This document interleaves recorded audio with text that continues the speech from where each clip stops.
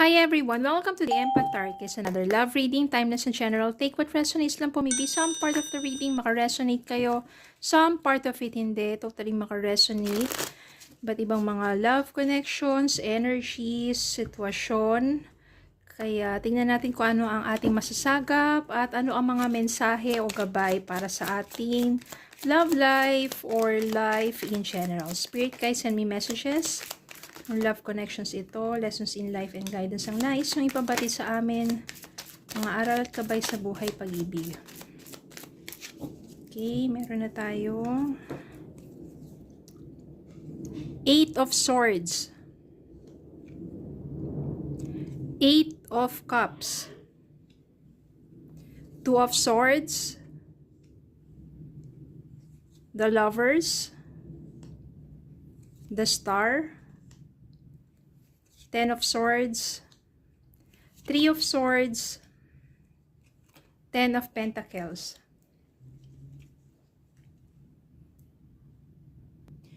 Ayan. Meron ditong Three of Swords, meron ditong Ten of Swords. Nagkasakitan kayo ng person mo. Heartbreak, betrayal, loneliness, separation. Totally heartbroken ka because maybe tapos na. Tinapos nyo na yung relasyon ninyo na masakit, painful ending. Yung pagtatapos na inyong relasyon is sobrang sakit. Parang kailangan na talagang magdesisyon kasi sobrang sakit na para sa'yo. Bakit kaya? Totally kasi iniwan ka rin naman ng person mo. So parang ikaw na rin, bago ka pa niya iniwan, no, kasi nararamdaman mo na yung palagi na lang na ano eh. Ramdam mo na rin naman talaga na malamig na ang inyong pagsasama. Dahil maybe meron na siyang iba. Maybe meron na siyang mahal na iba. Kaya kung magkita man kayo, wala na rin yung init ng, sabihin natin, yung damdamin ninyo. Totally, sobrang sakit na dahil siguro medyo matagal-tagal na rin naman yun. Tuluyan ka na niyang nilisan. Tinapos mo na rin naman. Ikaw na yung nag-decide na parang stop na, tama na. Sobrang sakit na eh. Hindi na nag-grow yung relationship ninyo together. At palagi na lang siyang malayo, kahit malapit. O palagi hindi mo na siya nararamdaman pa, hindi na ganun kasing init ng una, at tuluyan na ngang lumisa ng yung person. It's very painful. No, napakasakit ng nangyaring yun para sa'yo kasi talagang minahal mo naman yung taong yun. Ngayon, hindi lang talaga naging maayos at nagkaroon kayo ng iba't ibang landas. Nananatili pa rin siya nandyan sa isipan mo. Kumbaga, hindi ka pa rin makawala. Hindi mo pa nafi-free ang sarili mo dun sa love mo sa taong yun at dun sa pain, dun sa sakit na naidulot ng hindi magandang pagtatapos para sa inyong dalawa.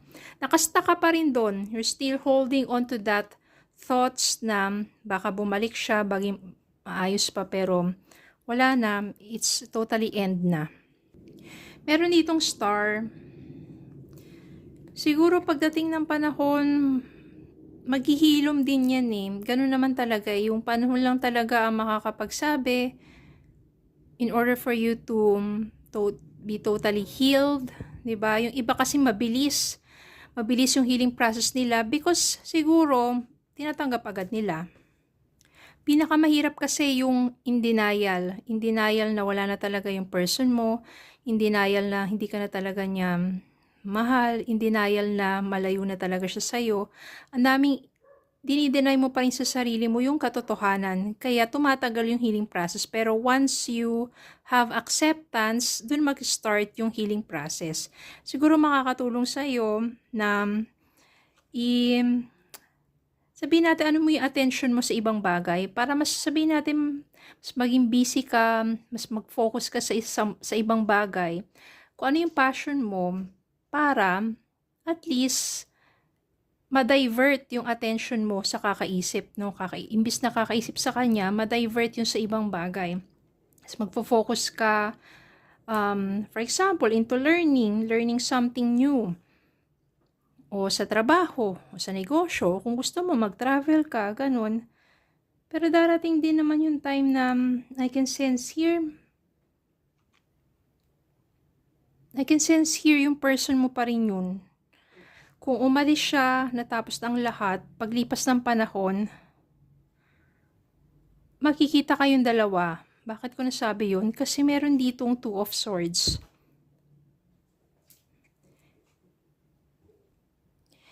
Dahil dito sa Two of Swords na to, nandun yung stressful decisions mo.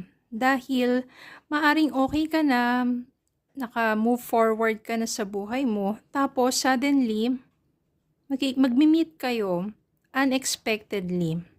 No, sa hindi inaasahang mga pangyayari, panahon o lugar, mag-meet kayo ng person mo at maaring sa panahon na yon ay pareho pa kayong available. Nandun yung stressful decisions or yung difficult decisions for you kasi magtatalo yung isip at damdamin mo. Why? Because sa isipan mo, naka-move forward ka na eh. Nandun na yung hope mo, nandun na yung contentment mo. I mean, totally, wala na sa'yo eh. Nag-heal ka na eh. Ayan o, healing, positivity, faith. Meron ka ng renewal. Tapos biglang babalik siya. Tapos sa pagbabalik niya, parang iba na. Yung iba na yun is yung parang nagsimula ulit na magkakilala kayo na wala na kasi yung yung hatred, wala na rin kasi yung bitterness. Parang bago ang lahat. Kasi siguro meron ka na acceptance and forgiveness. Kaya nang nag-meet kayo, suddenly, parang bumalik yung magandang alaala lang. At yun ang natulong sa'yo ng healing. Yung acceptance and forgiveness. At dahil dyan, dahil pareho kayong single or available that time, so umpisa, di ba nga sabi ko magtatalo yung isip at damdamin mo. Pero, since parang merong panibagong simula para sa inyo, ito yung nasa-sense ko, magiging kayo ulit. No, para ang naano ko dito, same person to eh, magiging kayo ulit. Siguro sa paglao na yon sa mga panahon na magkalayo kayo, ikaw totally nandiyan na yung forgiveness, acceptance, tapos yung heal, totally healed ka na, happy and everything. Wala nang bitterness, wala nang mga kung ano-ano pa nasa isip at sa damdamin mo.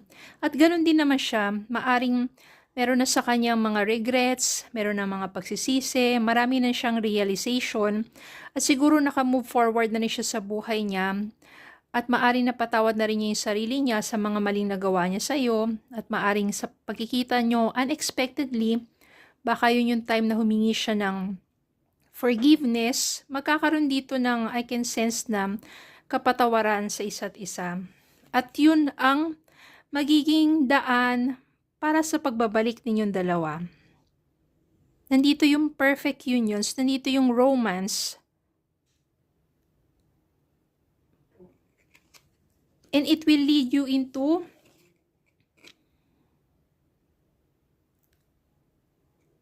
togetherness na maunlad. And you will grow together. Siguro nandun na yung maturity. Marami na kayo natutunan sa buhay eh. Marami kayo natutunan sa naging relasyon ninyo. Marami kayo natutunan sa paghihiwalay ninyo. Sa pag-explore ninyo ng life, na magkahiwalay. Then, eventually, nag-meet kayong dalawa, nandun na yung maturity, nandun na yung forgiveness, nandun na yung parang panibagong simula. Kaya, I can sense here yung the lovers dito and yung 10 of Pentacles, isang masaya at maunlad na pagsasama. Siguro dito masasabi natin yung maybe this time. Parang nakaraan, naging title ko na rin sa isang reading yon. Pero maybe this time, it will be love. Love na talaga. Tingnan natin ang message pa para sa inyo.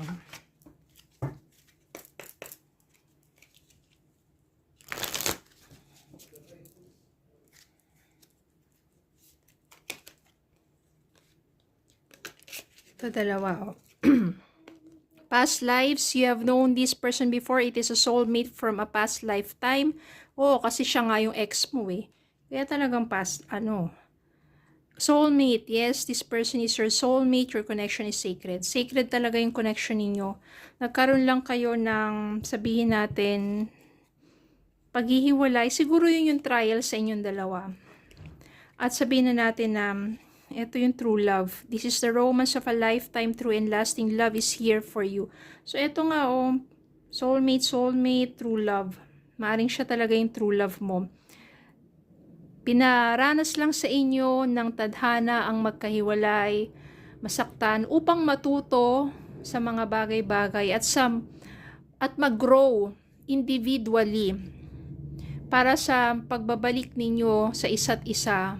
Mas magiging mature, mas magiging matatag na yung pagsasama. Which is for the better. Okay, so yun lang po. Maraming salamat po for watching. Please don't forget to like, share, comment, subscribe, follow me in Facebook and YouTube. Have a good day po and God bless.